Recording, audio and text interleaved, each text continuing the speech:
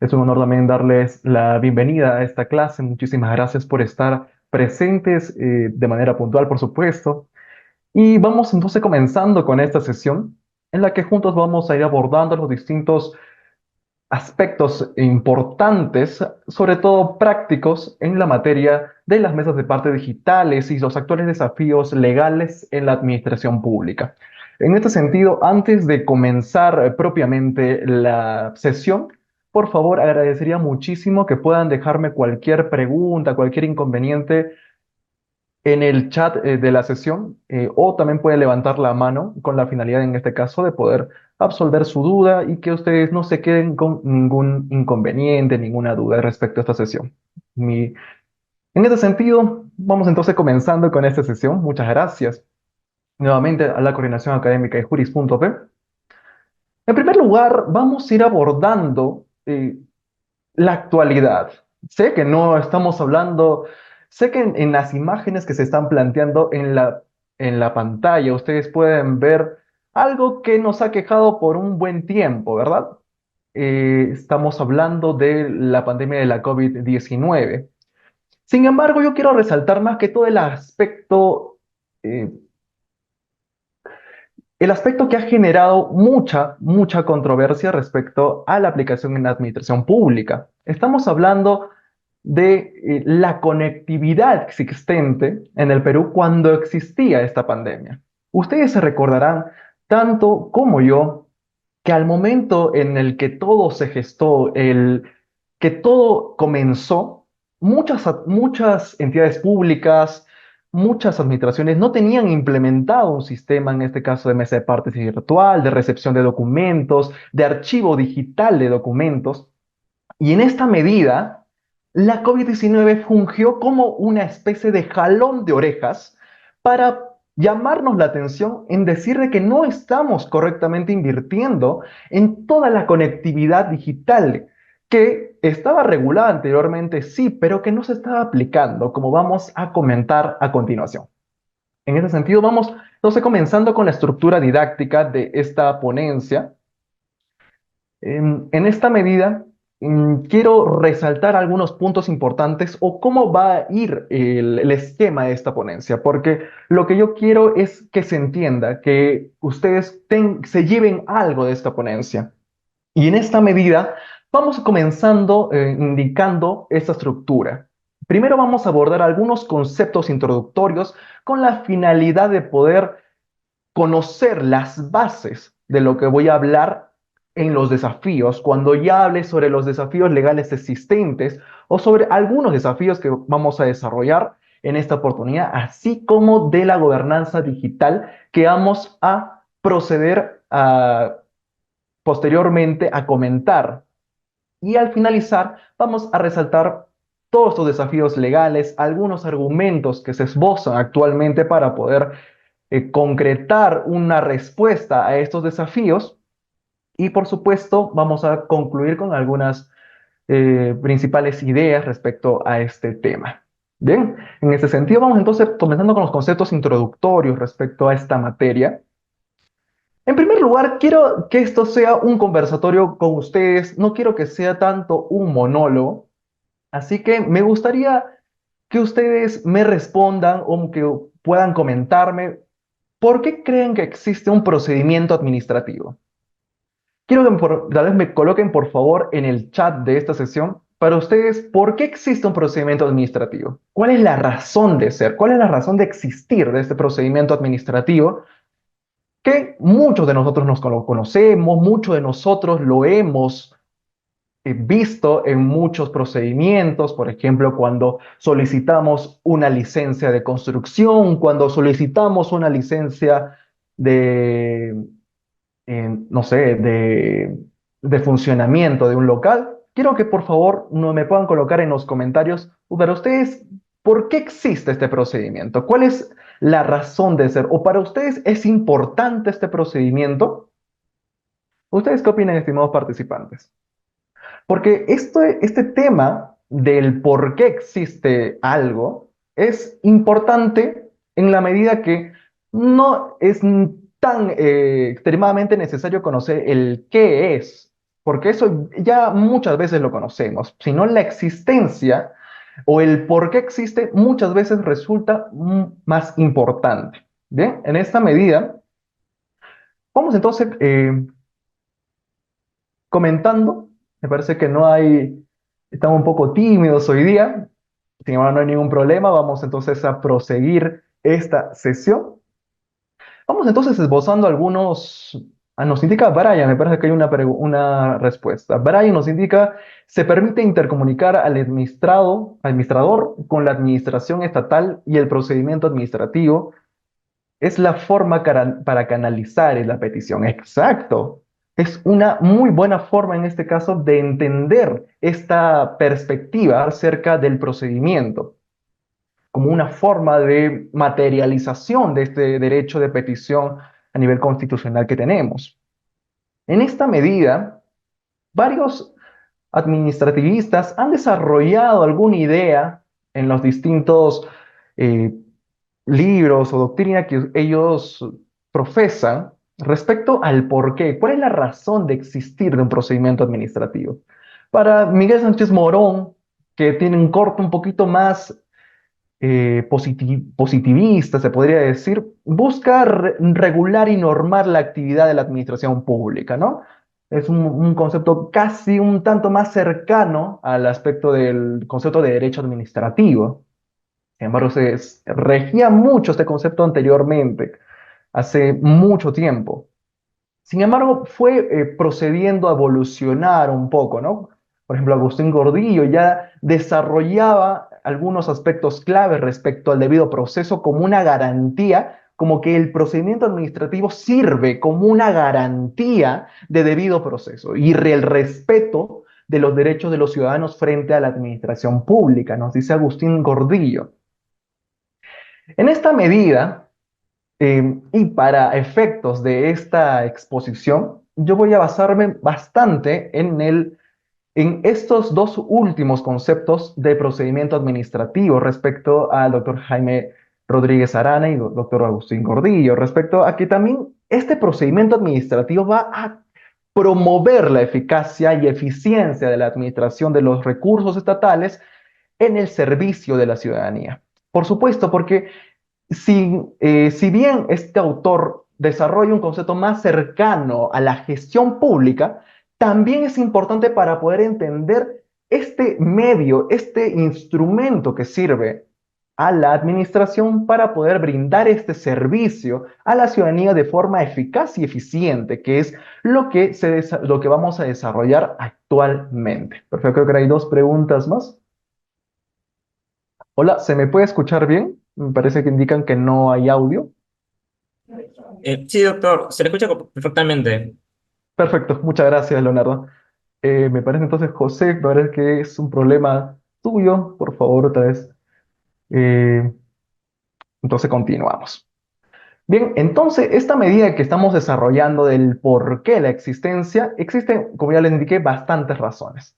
Sin embargo, la finalidad material de este procedimiento administrativo siempre va a ser el acto administrativo válido, la emisión de un acto administrativo que sea válido, porque imagínense si es que una entidad pública emite un acto administrativo que tiene muchos vicios y carece en este caso de validez. Va a ser una pérdida tanto de tiempo de los funcionarios públicos como una pérdida, en este caso, patrimonial para el Estado, porque el tiempo que estos funcionarios públicos invierten en realizar sus actos administrativos, la investigación que corresponde, eso es dinero del Estado, es dinero de todos. Por tanto, es un tema que influye en cada uno de los. Muchas gracias, estimado Samir. En este caso, influye en todos la ciudadanía, ¿verdad? En todo este apartado. Y para hablar entonces de acto administrativo válido, que es también un tema importante al momento de abordar el subtema que vamos a abordar el día de hoy, tenemos que indicar, obviamente, el concepto más clásico, que es una declaración, ¿verdad? Una declaración de la entidad administrativa, de la administración pública, que va a servir en este caso como una especie, es como una declaración que brinda respecto a un a un determinado aspecto, como por ejemplo una autorización, un permiso, una orden, una sanción, o también podemos hablar de la inscripción de nacimientos, del certificado de existencia de restos arqueológicos, o un certificado de buena conducta que lo emite el INPE, por ejemplo. Pero lo resaltante de ese aspecto es que siempre va a producir efectos jurídicos. Es decir, no estamos hablando de un hecho jurídico sin relevancia, sino más bien que este acto administrativo va a tener efectos jurídicos sobre los administrados, sobre los derechos, los intereses y las obligaciones de los administrados. Pero, como punto y colofón de esta idea, tenemos que resaltar que siempre toda esta declaración que se brinda respecto a alguna situación jurídica determinada o alguna petición de algún administrado, siempre va a estar dentro de una situación jurídica concreta. Es decir, que no va a ser aplicado de forma general, sino más bien se resuelve una situación jurídica concreta, una situación de un administrado o en este caso de un conjunto de administrados que se juntan para presentar una misma, en este caso, petición a la administración pública o en este caso si se sigue, por ejemplo, un procedimiento sancionatorio se va a basar en este caso para resolver esa posible determinación de una infracción, ¿verdad? Entonces, en esta medida, para seguir continuando respecto a cuáles son los requisitos de un acto administrativo, en este caso quiero preguntarles a ustedes, para que estén un poquito refresquemos la memoria, tal vez de los conceptos de la universidad, o si es que estamos tal vez en una universidad, podemos, en este caso, conocer un poquito más respecto a ello. Por ustedes, ¿cuáles son los requisitos del acto administrativo? Me pueden colocar tal vez en los comentarios para poder ir comentándolo poco a poco, ¿verdad? Y sobre todo vamos a ir enfocándonos en uno específico, que va a ser el, la base, en este caso, del tema que vamos a desarrollar sobre las mesas de partes virtuales. Bien, como vemos que el primero que vendría a detallarse como el requisito de la competencia, ¿verdad? Normalmente que se encuentra en el área de la firma, ¿no? ¿Qué autoridad ha firmado este documento? ¿Qué autoridad ha autorizado, valga la redundancia, esta emisión de este documento? En esta medida podemos detallar que la competencia puede desarrollarse en un ejemplo. Imaginémonos que estamos ante un procedimiento administrativo sancionador en el que se va a determinar la existencia de una infracción de tránsito, imaginémonos, ¿ok? Entonces, para hablar de una infracción de tránsito, imaginémonos que estamos trasladándonos en nuestro vehículo y nos para un policía que pertenece a la unidad de emergencia. ¿Ok? Nos dice que es un operativo de rutina y siempre esos comentarios que nos dicen, ¿verdad? Bastante peculiares. Sin embargo, vemos que después de un breve, en este caso, conversatorio que tenemos con esa autoridad, vemos que la autoridad nos coloca una papeleta, esa autoridad. La Policía Nacional tiene la competencia en ese caso para pedirte documentos sobre el vehículo, ya el Tribunal Constitucional lo ha determinado, ha indicado que no, ¿verdad? Sin embargo, aún peor, si es que esta autoridad nos coloca esa infracción a nosotros en una papeleta de tránsito, o sea, iniciando un procedimiento administrativo sancionador, no efectivamente, pero va a servir en este caso como una carta de imputación de cargos, ¿no? Una carta que va a servir en este caso para que la autoridad administrativa te inicie este procedimiento administrativo sancionador.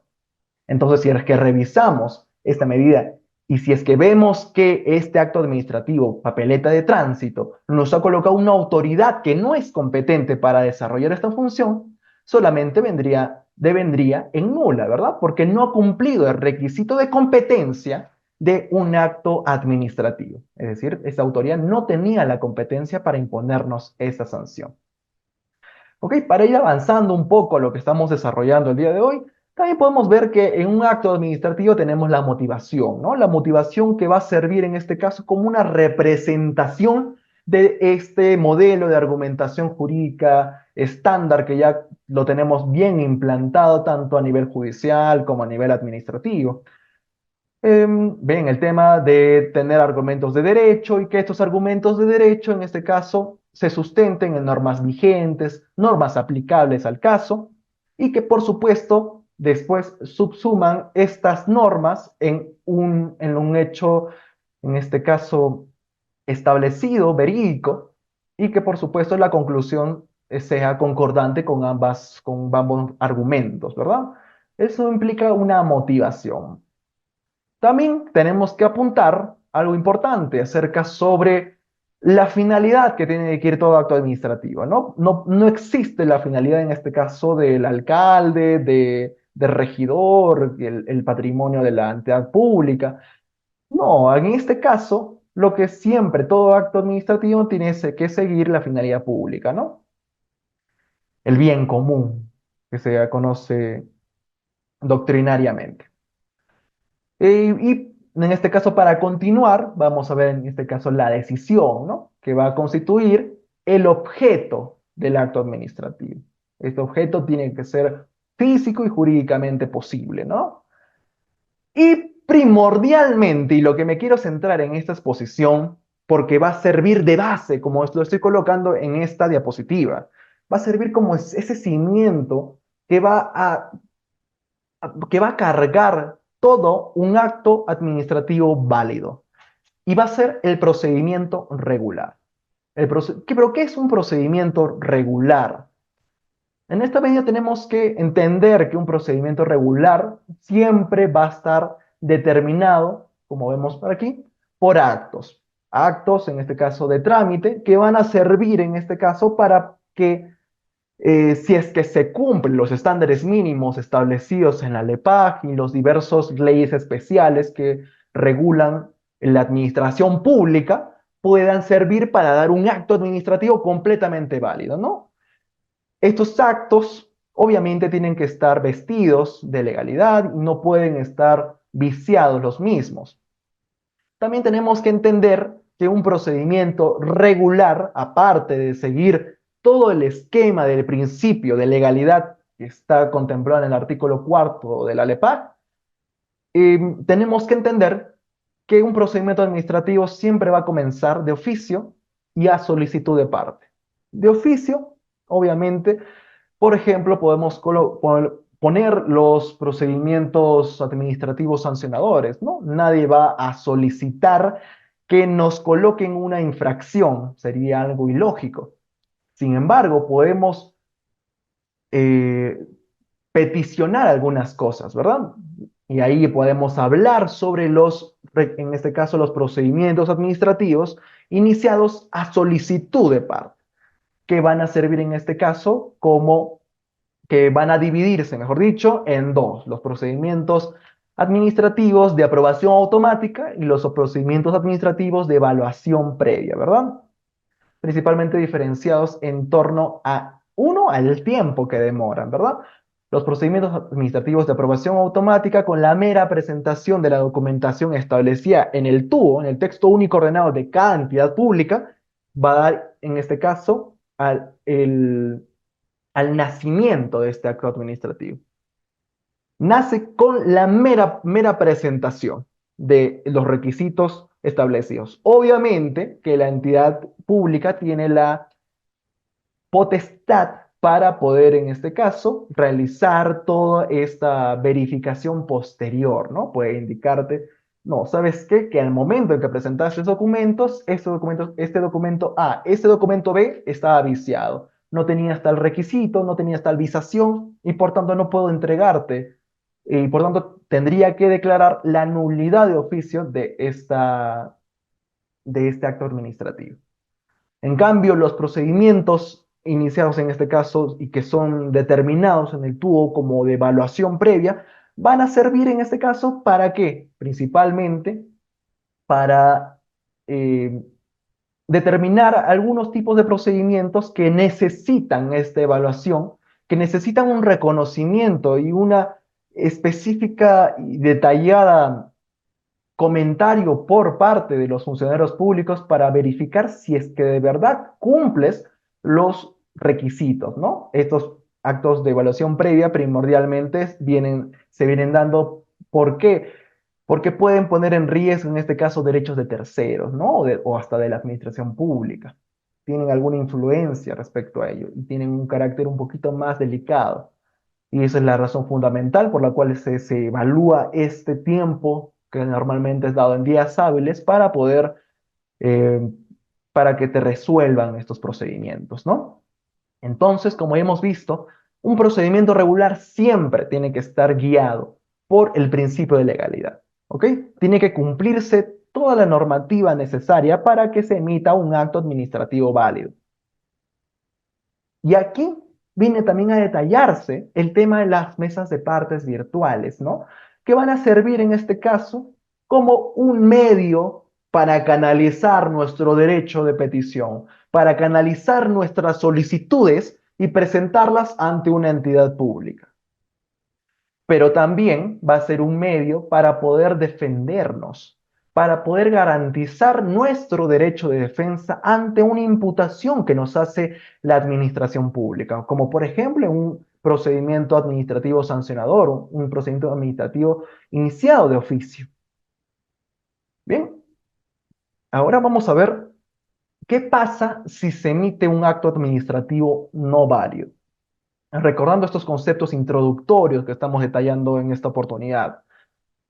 Primordialmente tenemos que entender, en este caso, la teoría, ¿no? La teoría de los vicios trascendentes, intrascendentes, normalmente que se sigue actualmente y que va a regir en este caso el artículo 10 de la LEPAG, ¿no? De la Ley del Procedimiento Administrativo General, respecto a que si es que es un vicio, por ejemplo, trascendente, es un vicio que tiene influencia verdadera en derechos de terceros o incluso y que afecta el derecho del administrado, se puede dar la nulidad y se debe dar la nulidad, ¿verdad? Si es que es un vicio intrascendente, como por ejemplo que ante un procedimiento recursivo, presentamos una impugnación, por ejemplo, de una sanción. Y es que en esa sanción, en primera instancia, nos dijeron que, que nos han impuesto la sanción por la razón A, por la razón B, C y D, ¿verdad?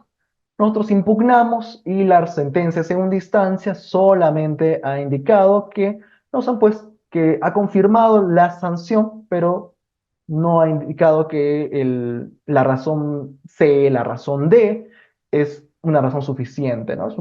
Es un vicio, por supuesto que sí, pero es un vicio intrascendente. ¿Por qué? Porque existe la razón A y la razón B que va a servir para sustentar ese acto administrativo, ¿verdad? De sanción. Y por tanto, implica la consecuencia en la conservación. En la siguiente medida vamos a ver los errores materiales, ¿verdad? Por ejemplo, errores en el nombre, errores en la fecha, hay algunos errores materiales en este caso, normalmente aritméticos, etcétera, y que, como está regulado en la LEPAC, te van a seguir el rumbo de la rectificación, tienen que rectificarse. Ok, en esta medida ya estamos viendo un poco, recordando algunos aspectos básicos del procedimiento administrativo, de un acto administrativo, y vamos a concluir en este caso con unos aspectos importantes que vamos a comentar a continuación. Sobre todo, ¿cuándo un acto administrativo es eficaz? Ahí les voy a hacer una pregunta a cada uno de ustedes.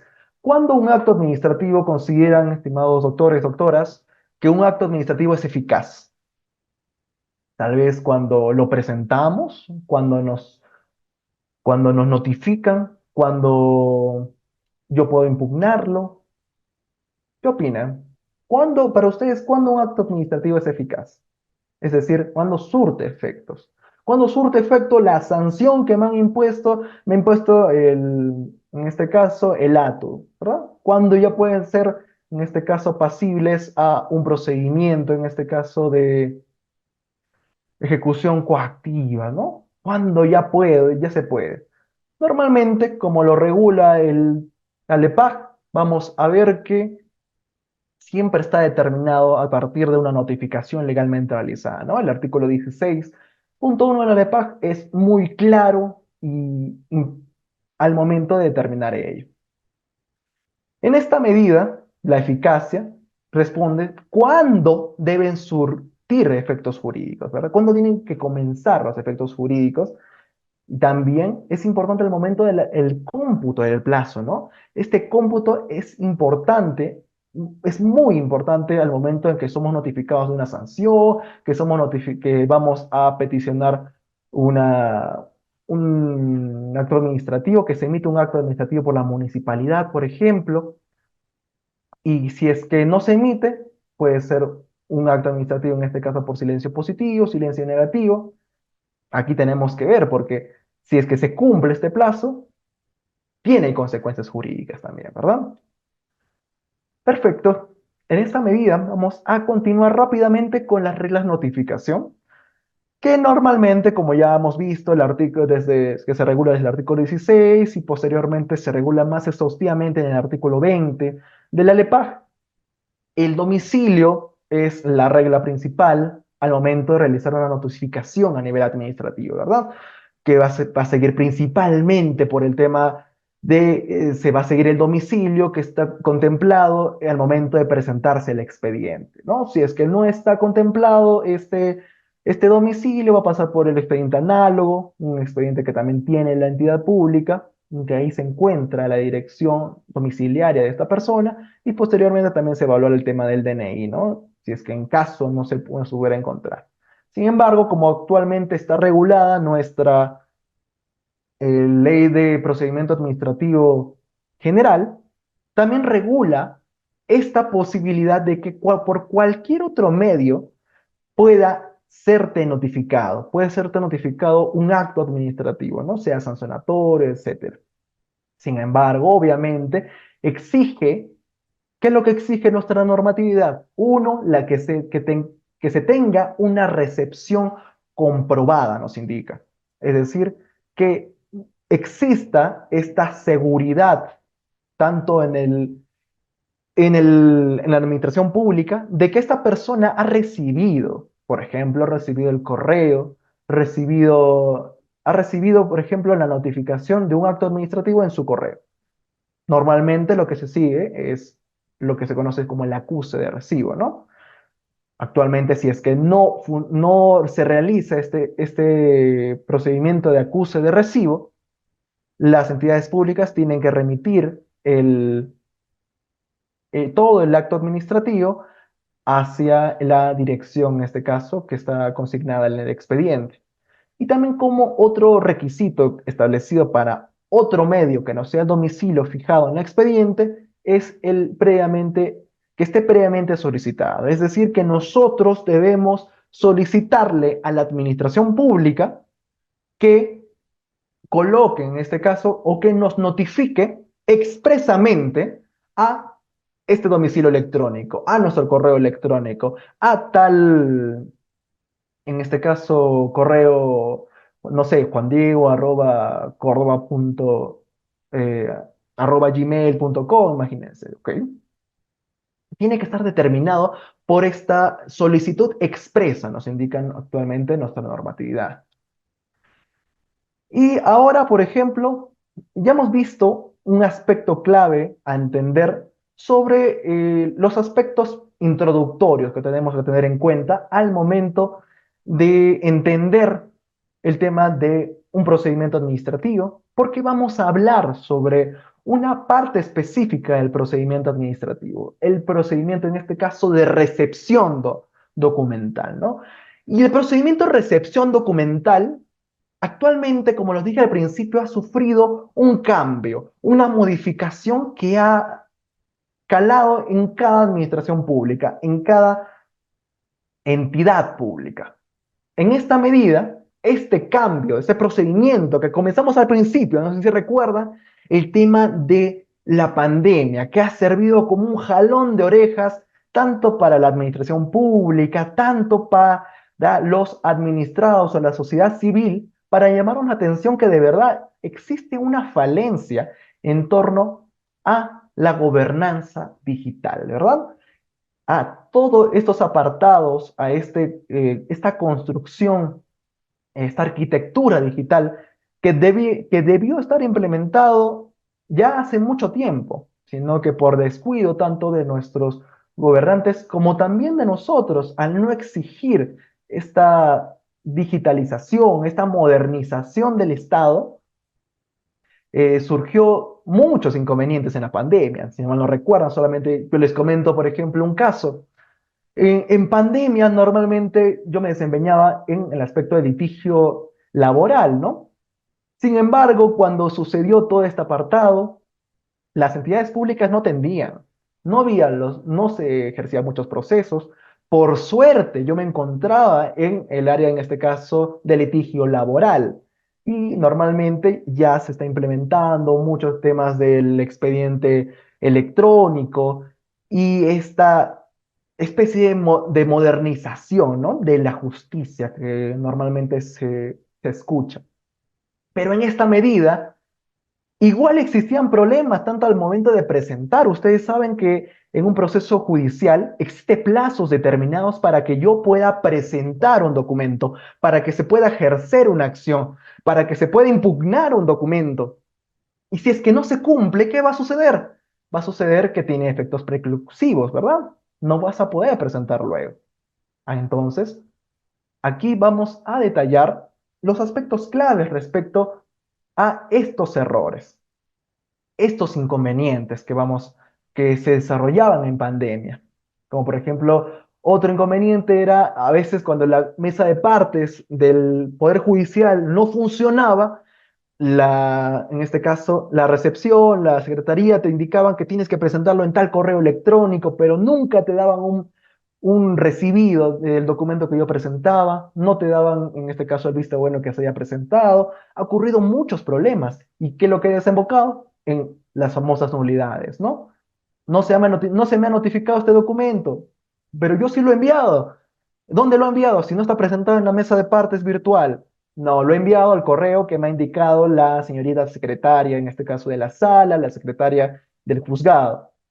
Ya, se pasaba en este caso. Algunas veces se pasaba, algunas veces algunos jueces eran un poquito más duros al momento de determinar si que no has presentado en tal fecha, es absolutamente improcedente, en este caso, inadmisible esta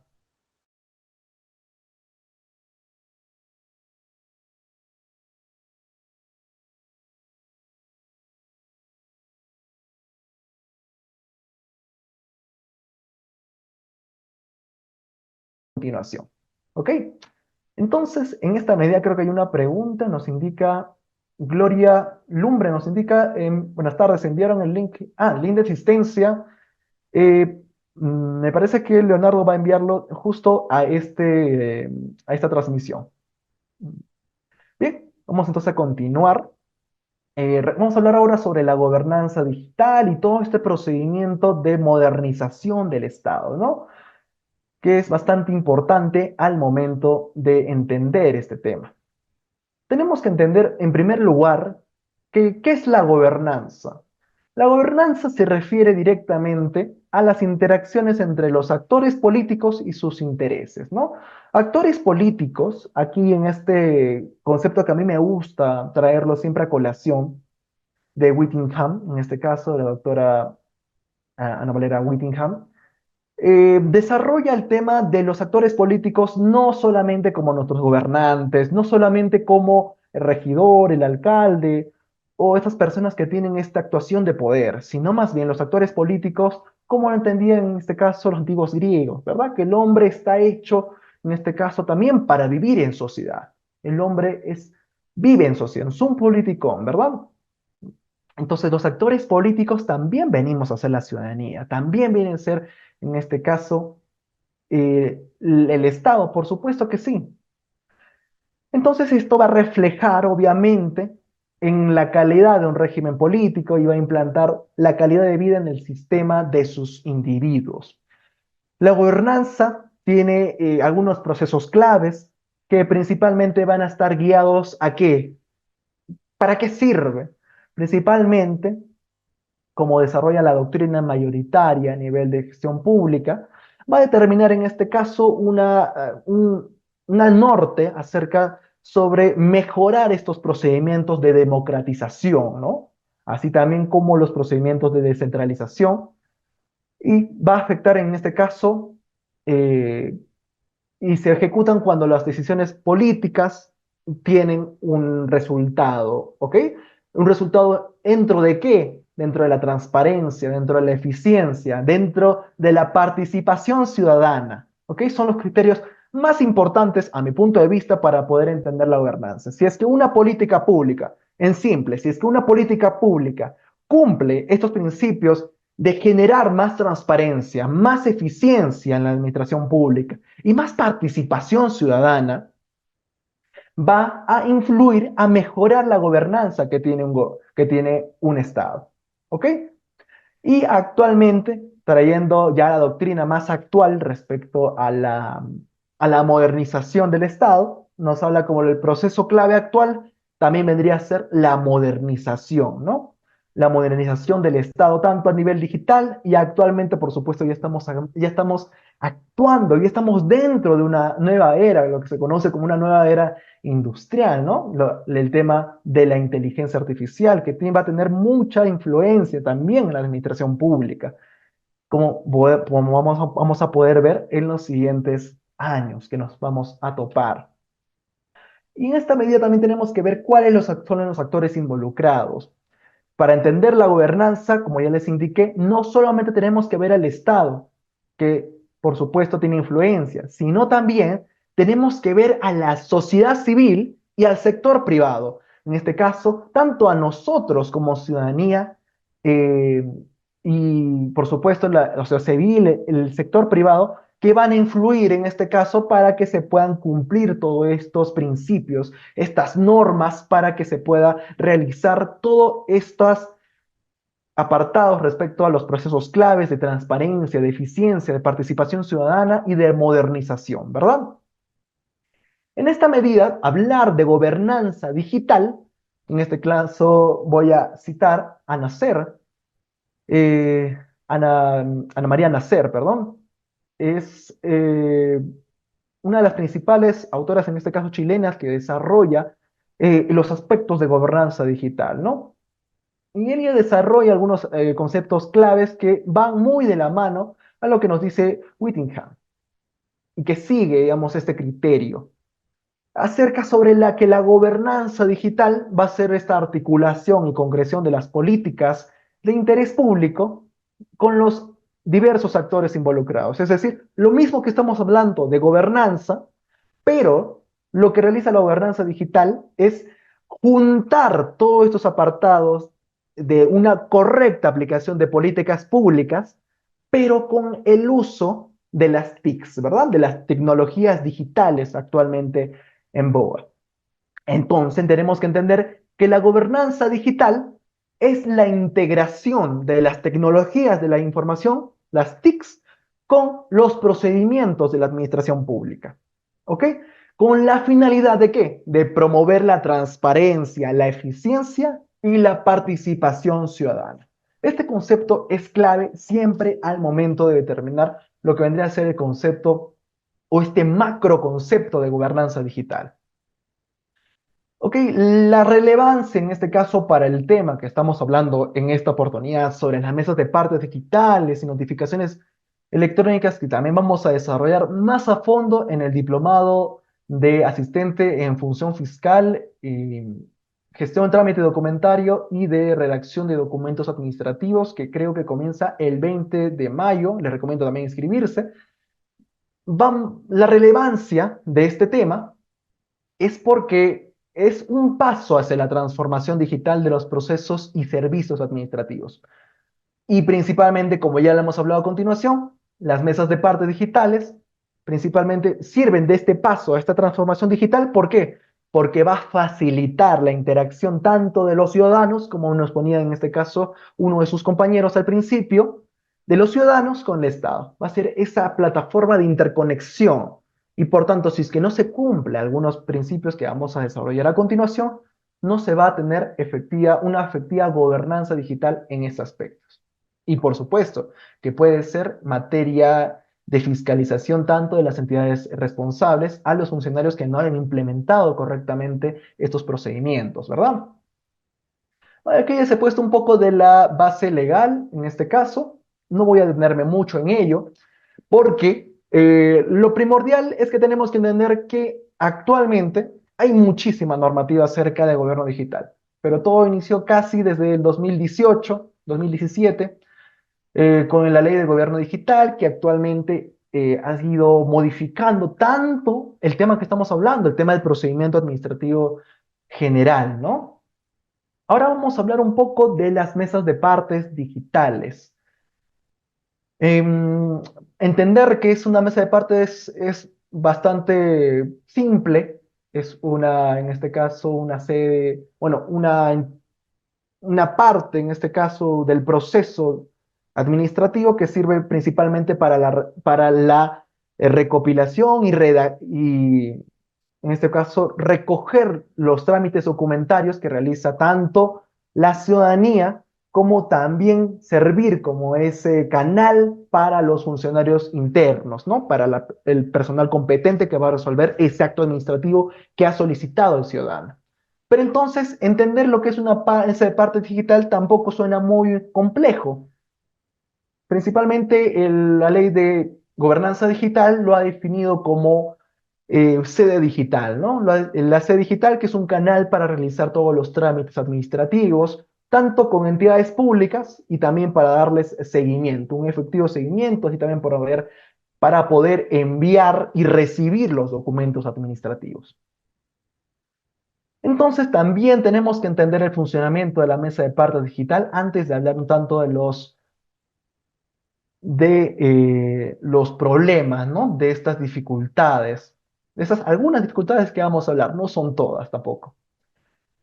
Principalmente, como ya les he indicado, va a servir como esa interconexión tanto del usuario externo, me parece vamos a colocarlo en este apartado, tanto del usuario externo como va a servir este medio para canalizar el pedido, el derecho de petición que tiene este usuario externo a través de la mesa de partes. En este caso se va a remitir al usuario interno, es decir, el funcionario público competente que va a atender o va a derivar el trámite, ¿verdad? Y esto va a servir en este caso ya el tema de domicilio digital, que lo fija obviamente el ciudadano, el administrado dentro del expediente administrativo. ¿Ok? En esta medida, el siguiente apartado que tenemos que ver es un poco sobre la materia de la evolución y la base legal. Acá tenemos que tener algo muy clave, que como les indiqué al principio, desde el año 2018 se dio la ley de gobernanza digital. Ahí se dieron varios esfuerzos, se implementó algunos servicios o se dio ese impulso a que se implementen los servicios digitales, como las mesas de parte digital y la notificación electrónica. ¿Ok? Sirvió, es la principal forma en este caso para decir que se impulsó esta medida en el año 2018. Sin embargo, la pandemia obviamente sirvió, como lo dije al principio, para darnos cuenta que teníamos muchas deficiencias, tanto en el Poder Judicial, como yo me encontraba en ese momento, como también en la administración pública. ¿Por qué? Porque las administraciones estaban cerradas. ¿Cómo se presentaban los documentos en este caso, se, se podía realizar un procedimiento válido si es que nunca te daban la confirmación de la recepción? ¿Cuándo iniciaba mi procedimiento administrativo? ¿Cuándo yo podía reclamar la aplicación una, de una medida, en este caso, de silencio administrativo positivo? ¿Cuándo podía, si ni siquiera me daban la confirmación de recepción? A veces ni siquiera funcionaba el correo que me enviaba. A veces la mesa de partes estaba deficiente, solamente atendía por 1 hora, 2 horas. Todos esos problemas se fueron visibilizando a través de la pandemia. En esta medida, posteriormente, obviamente que en tema de pandemia se dieron muchas normativas también que facilitaron el acceso a la gobernanza digital, a este proceso de modernización del Estado. Sin embargo, se dio en la práctica, ¿no? Normalmente, ya desde abril de 2022, el tema de la ley 31.170 desarrolló ya esta obligación para que en 12 meses, desde abril de 2021, ¿qué pasó? Se implemente obligatoriamente las mesas de parte digitales en todas las entidades públicas. En este caso también era bajo responsabilidad de que los funcionarios públicos lo implementaran. ¿Ok? Y posteriormente, en el año 2022, el 4 de mayo de 2022, se dio la ley 31.465, una ley primordial al momento de hablar de algunos temas que vamos a hablar a continuación, que ha modificado nuestra ley de procedimiento administrativo general, ¿no? Ahora vamos a ver un poco de el primer desafío que vamos o que en siempre nos topamos al momento de hablar sobre las mesas de partes o al momento de hablar sobre una correcta recepción documental, que así es como se reconoce tanto en la doctrina documentista, eh, es hablar sobre el horario, ¿no? El horario de la recepción de mesa de partes física debe ser igual al horario de recepción mesa de partes digital. Ok, aquí tenemos que tener algo muy clave. El desafío actualmente es que muchas administraciones públicas todavía siguen creyendo que el horario de recepción en mesa de partes física es el mismo que en mesa de partes digital. Siguen creyendo y siguen regulándolo de esa misma forma. ¿Ok? Y en esa medida, tengo que indicar que es un grave error por parte tanto de las personas que asesoran a estas municipalidades y también tanto de la ciudadanía que no hace un reclamo efectivo respecto a este derecho que nosotros tenemos, ¿verdad? Ya en el año 2020 se ha determinado ya que esta imposición, imponer horarios a los trámites virtuales, constituyen barreras burocráticas. Lo ha determinado la Indecopi en la resolución que estoy citando en esta oportunidad. Les cuento un poquito de lo que pasó en este supuesto, muy someramente, no voy a detallar tanto. Este caso se dio en que un usuario, en este caso, presentó un documento que tenía solamente hasta esa fecha para poder presentarlo ante la mesa de partes virtual del Ministerio de Educación. Lo presentó a las 11, a las 10:40 de la noche y ella pensó que en este caso se contaría como si fuera en eh, la recepción de ese documento en ese día, ¿verdad? Sin embargo, conforme a la normativa que establecía en este caso la mesa de partes digital de esta entidad pública, el Ministerio de Educación, se dio con la sorpresa de que este documento que presentó con anterioridad se fue, en este caso, recepcionado recién al día hábil siguiente, recién el día siguiente y no en la fecha que presentó, lo cual obviamente le causó perjuicio, básicamente la no emisión de su acto administrativo que estaba peticionando, ¿no? Ante ello, Indecopi, este caso se llevó a Indecopi en 2020 y Indecopi determinó, ya la sala determinó que este requisito que muchas veces ponen en algunos manuales de mesa de partes digital es una total barrera burocrática. Recuerden que los trámites de barreras burocráticas tienen efectos erga omnes, no es solamente un caso determinado. Ok, en esta medida también quiero detallar que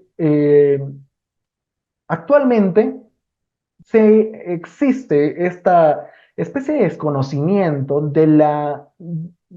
de este cambio normativo existente en la ley 31.465, que es esta norma que adecuó y modernizó un poco más, en este caso, la administración pública. Estoy hablando específicamente de esta ley que modificó obviamente el artículo 117 del TUO, no, de la Ley de Procedimiento Administrativo General. Y realizó este cambio, les traigo aquí en la diapositiva el cambio que realizó agregando que cada entidad que cuente con una mesa de parte digital, conforme a los alcances establecidos en la ley 31.170, que fue la ley que obligaba que en 12 meses toda entidad pública deba tener su mesa de partes digital con su manual, etcétera. cuyo horario de atención es el de 24 horas los 7 días de la semana, indica esta normativa. ¿Ok? Entre este cambio normativo, si bien hay muchas entidades públicas que lo han desarrollado, que han cambiado sus manuales, en este caso de recepción documental, existen muchas otras que no lo han realizado correctamente, se han obviado, han interpretado de forma distinta este precepto normativo, indicando principalmente que eh, el personal que trabaja, que labora en la entidad pública, solamente puede recepcionar los documentos que han sido eh, remitidos en su horario hábil, ¿no? Pero eso es un completo error, ya no citando la resolución de Indecopi, sino más bien yéndonos principalmente a los principios de informalismo y los principios de eficacia, ¿no? Que obviamente todas las normas del procedimiento administrativo siempre deben ser interpretadas de forma favorable a la admisión y también al administrado. Aquí no hablamos de una norma que, o de un principio que es favorable, no es pro administración, sino estamos hablando de una norma que da este carácter pro administrado, que las normas se interpretan pro a la consecución de la petición que dice el administrado. En esta medida, si es que el horario establecido, que si bien conforme al artículo 129 de la LEPAC, las entidades pueden reglamentar el horario hábil, en este caso de la recepción personal de los documentos escritos. Sin embargo, tal y como está la modificación actual, tanto la recepción documental no puede ceñirse al mismo tiempo que una mesa de partes presencial, porque en este caso no está laborando absolutamente nadie, está laborando en este caso, entidad, un software especializado que va a recepcionar estos temas. Por tanto, no se puede argumentar que el funcionario, en este caso de trámite documentario, no se encuentra realizando, por eso la recepción va a ser el día hábil siguiente, si es que no se presenta en el tiempo determinado, ¿no? Ya en este caso también lo ha determinado Indecopi, como ya le hemos comentado. Como ya les comenté anteriormente, hay algunas entidades que lo han aplicado de esta forma, por ejemplo, la entidad que laboro, también el OCE, lo ha aplicado de esta forma, han cambiado sus manuales, sin embargo, actualmente siguen muchas entidades públicas fijando estos horarios de recepción documental de las mesas de partes virtuales, ¿no? Bien, vamos entonces al siguiente rápidamente porque creo que se nos va a acabar un poco el tiempo. El siguiente desafío que vamos a abordar es el tema de la visualización digital del expediente, ¿no? La visualización digital del expediente tenemos que encontrarla directamente relacionado ¿a qué? Principalmente a este acceso que que deben tener los administrados, ¿no? El TUO de la LEPAG, el artículo 171 del TUO nos indica que el acceso al expediente es un derecho. Tenemos un derecho de acceso a nuestro expediente que se está tramitando, a nuestro acto administrativo. Sin embargo, ¿cómo se realiza esto de forma virtual? ¿No? Puede incluso servir como un tema de una limitación. Actualmente, si bien algunas mesas de partes, por ejemplo, la entidad, en este caso, una entidad muy conocida, Pronavec, tiene un procedimiento en este caso para que tú puedas ver cómo está tu trámite actual en el momento, en el tiempo real, ¿verdad? Cómo está el expediente actual, o sea, se puede ver. Hay muchas entidades que tienen esta limitación al momento de determinar estos actos. Bien, nos dice, hay una pregunta, me parece, doctor Walter Delgado, nos dice, ¿cuál es el horario real de atención de la mesa de partes física y virtual? ¿Un horario específico? No, justo como hemos comentado anteriormente, la normativa ha cambiado y no muchos funcionarios públicos lamentablemente lo conocen o conocen este cambio. Eh, Respecto al artículo 117, que ha cambiado el horario, en este caso de recepción documental, de las mesas de partes virtuales, ¿ok? Acá no estamos hablando de mesas de partes físicas, presenciales, donde vas y dejas tu documento y te dan tu cargo, ¿no? Aquí no, ese es el horario específico que fija cada entidad. Unos lo fijan hasta las 4:30 de la tarde, a las 5 de la tarde, pero eso es la mesa de partes física. Acá estamos hablando de un proceso distinto, con una arquitectura digital completamente distinta. Y esta arquitectura, como yo defiendo esa tesis, y como actualmente también está regulada en la normatividad, y obviamente ningún reglamento de entidad pública puede ir en contra de lo que diga una ley, ¿verdad? Una ley que ha modificado, en este caso, la Ley de Procedimiento Administrativo General, que determina que va a ser el horario de atención en mesa de partes virtual de 24 horas, los 7 días de la semana. Ok, muchas gracias por tu pregunta. Entonces, continuando con el tema de visualización digital, este es un desafío real que existe actualmente.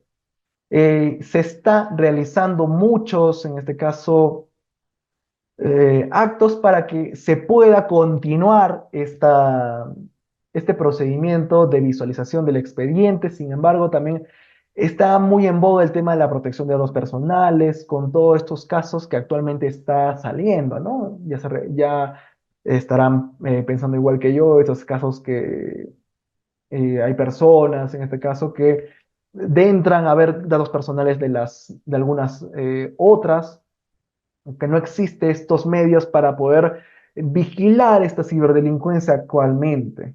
O si es que existe, que como sé que lo hay, no son los óptimos, ¿no? O no se adecúan a las necesidades actuales, que obviamente va en aumento, siempre se actualiza. El siguiente apartado, otro desafío actualmente, es el tema de la interoperabilidad documental. El tema de la interoperabilidad documental va determinado al siguiente esquema que estoy presentando a continuación. El tema de esta posibilidad que una entidad pública A pueda ver un procedimiento, en este caso, de una entidad pública B, ¿no? Y que pueda, en este caso, existir esta conexión, este procedimiento, en este caso, para que los datos no sean una obstaculización que genere demoras temporales, ¿verdad? Normalmente, ¿cómo está esto fijado actualmente?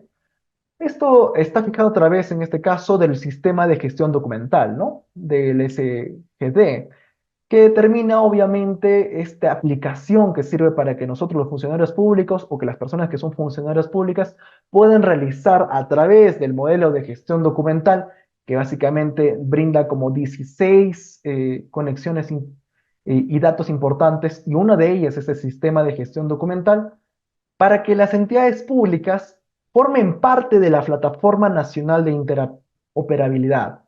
¿Ok? Que formen parte, es decir, que estén actualizadas respecto a este desafío actualmente que se sigue y que puedan ver, por ejemplo, el tema de una validación de nombres, una validación de los distintos datos personales y que a veces son necesarios para poder realizar las acciones de la mejor forma posible.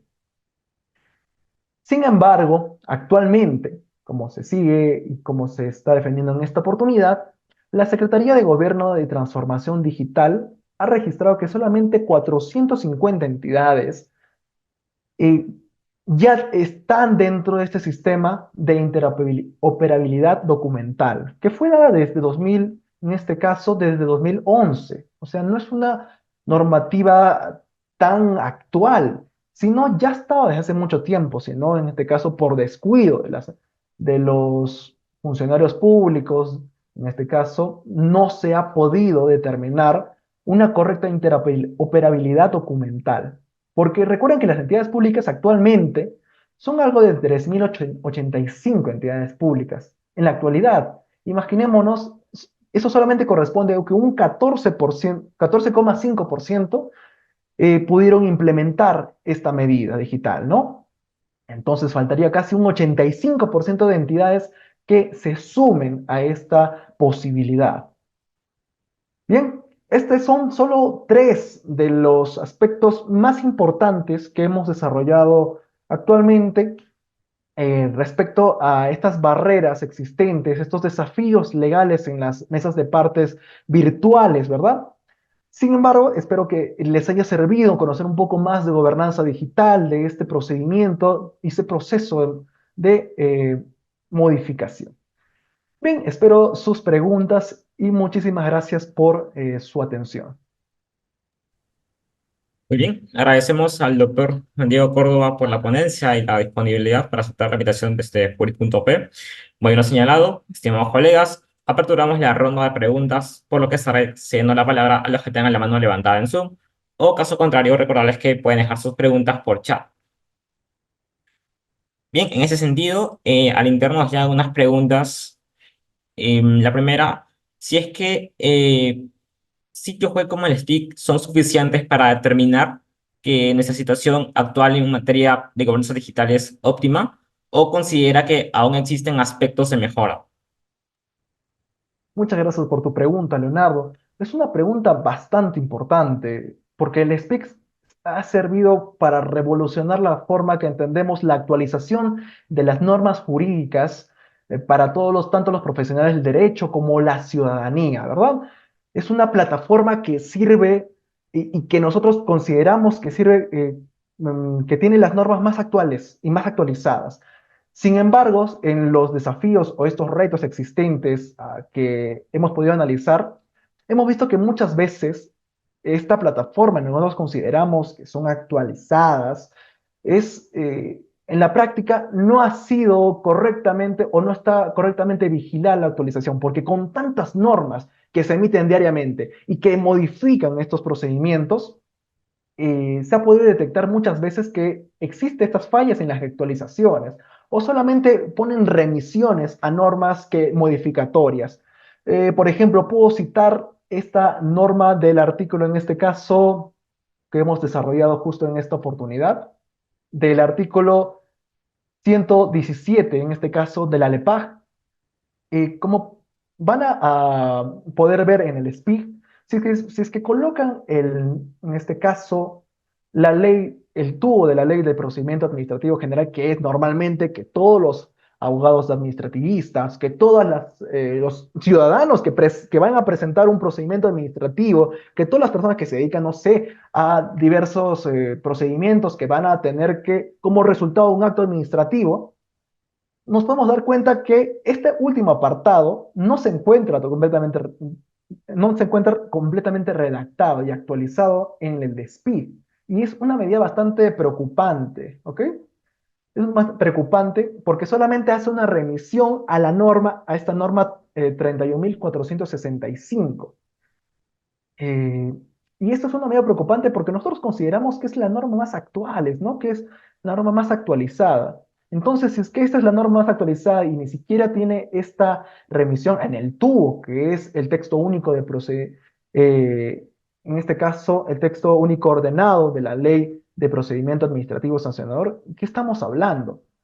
¿Ok? Es un reto importante en este caso que se siga procedimientos de actualización respecto a esta materia. He conversado con diversos, eh, en este caso profesionales que se encargan de todo este tema de modernización y ya hay un plan piloto en este caso para realizar planes de utilizar la inteligencia artificial en este caso para poder realizar este procedimiento de actualización, ¿verdad? Y va a ser como una plataforma interconectada tanto del diario El Peruano como la diversa normativa. Muchas gracias por tu pregunta. Sí, y respecto a esa última respuesta que nos ha otorgado, el doctor Huerta Delgado nos comenta, doctor, entonces con esta modificación, ¿cómo se puede interpretar que las gestiones se deben realizar al día siguiente? Porque el hecho de que esté 24 horas, nadie tendrá de corrido ese horario. ¿Qué defensa tenemos frente a este cambio y qué podemos argumentar al empleado sobre el envío a las 11:59 de la noche? Muchas gracias por tu pregunta, Walter. En esta medida te voy a dar, en este caso, aspectos claves respecto a una argumentación respecto a ello, ¿ok? En primer lugar, tenemos que indicar una premisa mayor respecto a ello. La norma del procedimiento administrativo general eh, rige y tiene superioridad jerárquica respecto a cualquier normativa menor que brinde las municipalidades, que brinde el Ministerio Público, que brinde, no sé, el colegio médico, que cualquier entidad pública esté regulada. ¿Ok? Si es que en este caso, el texto, la ley de procedimiento administrativo general, la ley 27.444 regula que el horario de detención es de 24 horas, los 7 días de la semana, no habría mucha posibilidad de interpretación por parte de las entidades públicas, sino más bien una especie de inaplicación de lo que dice la norma. Entonces, solamente vendríamos a decirle, cumple esa norma, ¿no? Acción de cumplimiento, puede ser. Sin embargo, es un jalón de orejas en este caso para muchas entidades públicas que no lo aplican. Y en esta medida, lo que si en este caso ha sucedido este supuesto de que solamente tenías que presentar tus descargos hasta esta fecha y se te pasó el plazo. Imaginemos que estamos en un procedimiento sancionatorio, ¿no? Se te pasó el plazo, no se te contó tus descargos y salió la resolución. En esta medida nosotros podemos impugnar que yo, Juan Diego Córdoba, presenté a las 11:59 de la noche y conforme a la aplicación actual de la Ley de Procedimiento Administrativo General, no se ha cumplido con el debido procedimiento. Y si es que no se ha cumplido con el debido procedimiento, la sanción que se me ha impuesto es completamente nula. Ya hemos hablado al principio sobre este apartado, ¿no? Este apartado principal acerca de seguir el trámite legalmente establecido, como un requisito de validez importante al momento de entender esta materia. Bien, este es un argumento que normalmente se presenta y que es completamente válido. Muchas gracias por tu pregunta, Walter. Sí, aquí también los colegas nos comentan un poquito acerca de sus puntos de vista al respecto a la cualidad. Leticia nos indica, considero que debería existir un horario respecto a la mesa de pares digital, dado que si siempre está abierto, la carga administrativa solo generaría acumulación para la resolución de conflictos. Por otro lado, también existen otras preguntas como la siguiente. ¿Los porcentajes que mostró respecto a la transformación digital aluden a una falta de inversión por parte del Estado o existen otras razones detrás de ello? Muchas gracias por tu pregunta. En este caso vamos a ver en este caso el tema de la doctora Leticia Joana. Nos dice, ella considera que debería existir un horario en mesa de parte digital.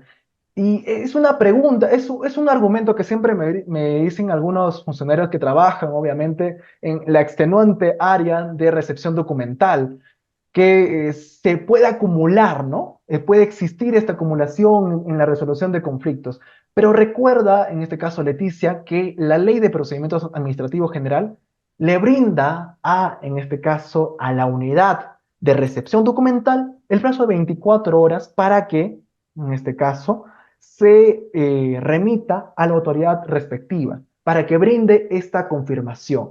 En esta medida, no habría ninguna circunstancia que haga presumir que hay una afectación, por ejemplo, para los trabajadores que se encuentran en el área de mesa de parte digital, porque ellos no se van a quedar más allá de las 4:30 de la tarde que trabajan, ¿no? No se puede atentar tampoco con un derecho sociolaboral, no se puede extender su jornada laboral, su horario de trabajo, solamente porque existan más, en este caso, llegan más expedientes, no se puede extender este caso.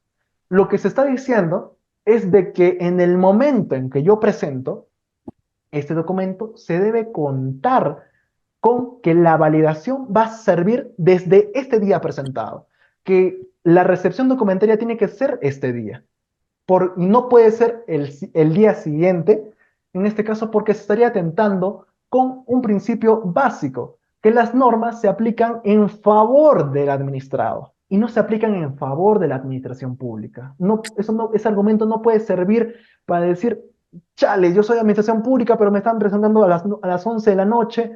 No, ya el tribunal, no, la sala superior de INECOPI lo ha desarrollado en la sentencia que les he colocado en los materiales también.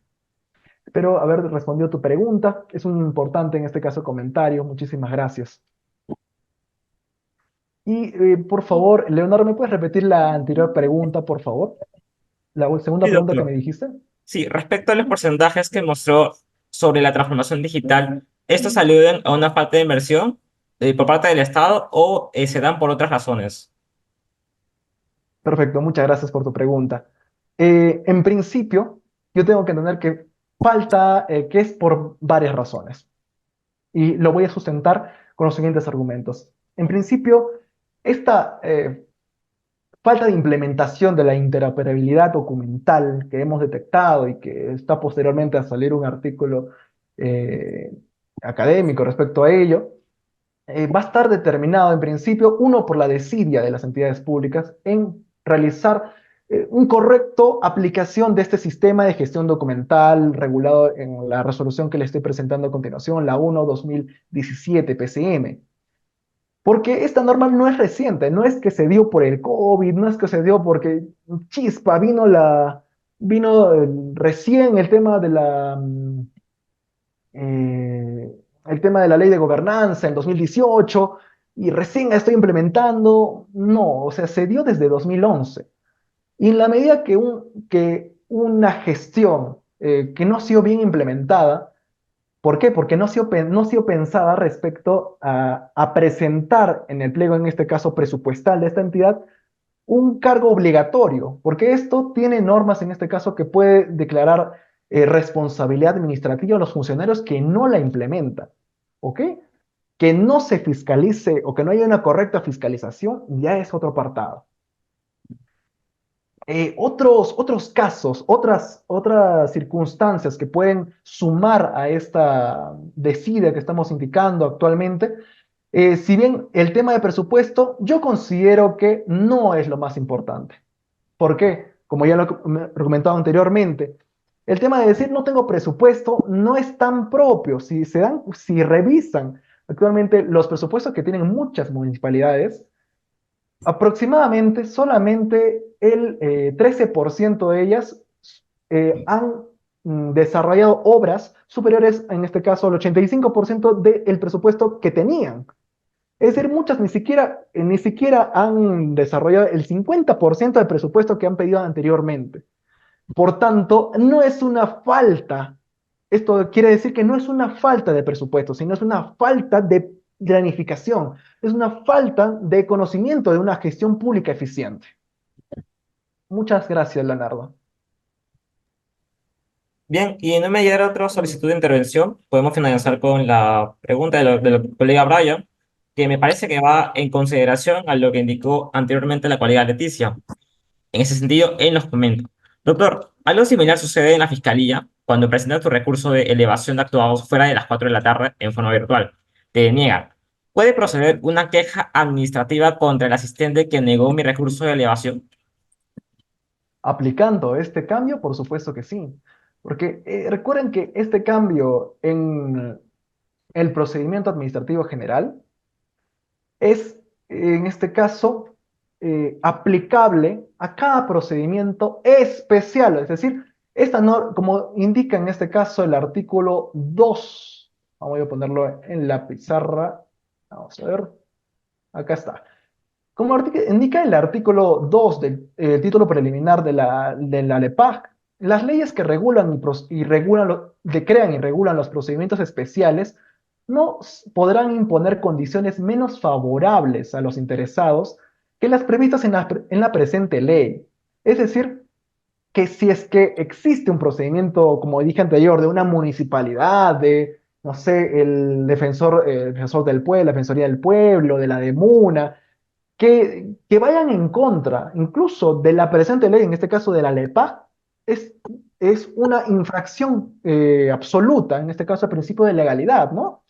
Y como ya lo ha determinado el Tribunal de Indecopi, constituye una barrera burocrática, en este caso nos podríamos ir hasta en la materia tanto de una queja como, en este caso, un procedimiento de barrera burocrática. Bien, doctor. Sí, justo estábamos a punto de cerrar la sesión. Sin embargo, queremos darle el espacio al colega Samir Rafael Salcedo con su última pregunta, que nos indica: doctor, me llamó la atención en su exposición, mencionó un punto de la ciberdelincuencia digital. Entonces, estas personas podrían ser conocedoras en derecho, es decir, profesionales en lo cibernético digital. ¿Cómo el Estado podría proteger a sus ciudadanos frente a esta delincuencia? Tener en cuenta que hay vacíos en las leyes. Es una pregunta muy interesante, y que voy a responderlo en este caso desde tanto la aplicación de la doctrina que se sigue en otros países. Voy a traer derecho comparado normalmente, y también voy a responderla desde el aspecto práctico. O sea, ¿ok? Desde el aspecto práctico es cierto, existen muchas brechas actualmente para poder indicar que existe posibilidades para que ciberdelincuentes registren, en este caso, actuaciones indebidas. Eso ya se ha comprobado. Ha salido hace muy poco en Panorama creo, un especial, no sé si han visto, de personas que clonaban, en este caso, alguna especie de certificados a través, en este caso, de la entidad del Ministerio de Educación. Creaban certificados, en este caso, con firmas válidas todavía. Pero en esta medida, recuerden que, y algo que tenemos que siempre decía uno de mis profesores al momento de realizar esta especialización en derecho digital, es que no podemos reducir, no podemos deducir que por que exista ciberdelincuencia no se pueda seguir avanzando. ¿Ok? Actualmente, en los procedimientos físicos, se siguen muchas veces algunas actuaciones indebidas, tanto a nivel de delitos, etcétera. Pero lo que brinda en este caso los procedimientos digitales es tanto mejorar la efectividad y también mejorar, en este caso, la eficiencia que tienen las entidades públicas para resolver algunos de estos problemas. Y ahora voy a traer un poco de la doctrina comparada. Normalmente, hablar sobre cómo se puede mejorar estos aspectos son muchos temas de tesis. Sin embargo, hablar sobre cómo mejorar, en este caso, la protección, el chequeo digital tanto de estos procedimientos para proteger a los ciudadanos frente a la ciberdelincuencia, va a ser determinado por algunos aspectos claves. En primer lugar, si es para evitar adulteraciones de documentos, tenemos la firma digital. La firma digital ya está implementada en el Perú, por supuesto que sí. Si bien existen algunos funcionarios públicos, como me topé hace poco, de que solamente copiaban o hacían un screenshot de la firma, en este caso digital, y pensaban que eso es firma digital, eso y es una falta de capacitación por parte de ellos. No vendría a ser una falencia la firma digital. La firma digital se utiliza porque está basada en criptografía de clave pública. Es decir, que esto permite asegurar la autenticidad del remitente. Porque si es que se altera una partecita de este documento con una firma digital bien realizada, automáticamente, si se altera una palabra, se altera la fecha, se altera algún metadato de este documento, ¿qué va a suceder? Automáticamente la firma digital desaparece. Automáticamente. Entonces, esto lo que genera es la autenticidad de este documento. La autenticidad tanto del documento como del remitente que ha firmado este documento. Entonces, básicamente cualquier modificación de este documento puede ser detectable. En este caso, vamos por el tema de falsificación, ¿no? No es un tema tanto del derecho comparado. Normalmente las leyes peruanas lo tienen regulado. Sin embargo, hay algunas especies, sobre todo yo creo que en falencias en la capacitación que brindan algunas personas y algunos funcionarios públicos respecto a el tema de realizar una correcta aplicación de la firma digital. Otro apartado importante, y tampoco no quiero extenderme mucho, por ejemplo, son la implementación de estructuras de clave pública, los protocolos seguros, como por ejemplo utilizar en las páginas web de las entidades públicas no se utilice HTTP nomás, sino HTTPS, que son protocolos de comunicación mucho más seguros y que evitan ¿qué? La interceptación o manipulación de estos documentos durante la transferencia. Eh, También, por ejemplo, se puede aplicar lo que se hace mucho en Colombia sobre las auditorías o pistas de auditoría. que sirve principalmente para regular que todos estos procedimientos sean llevados, en este caso, de una forma transparente, ¿no? Y creo también que eso es importante es la capacitación. La capacitación y sensibilización es bastante importante porque eso es un tema completamente vigente y que va a ser y que va a seguir actualizándose. Y no nos podemos quedar con lo que estaba regulado el año pasado, con lo que estaba regulado en el 2018, sino que esto está avanzando a pasos agigantados. Y por eso tenemos que ser muy conscientes que las normas en ciberseguridad, en todo el tema de derecho digital, están avanzando en los constantes pasos que da tanto la inteligencia artificial, tanto la ciberdelincuencia, y tienen que acomodarse y tienen que suplir estos vacíos existentes. ¿Ok? Necesitamos profesionales que se enfoquen en esta rapidez al momento de ventilar y de ver soluciones reales a estos problemas. Muchas gracias por tu pregunta.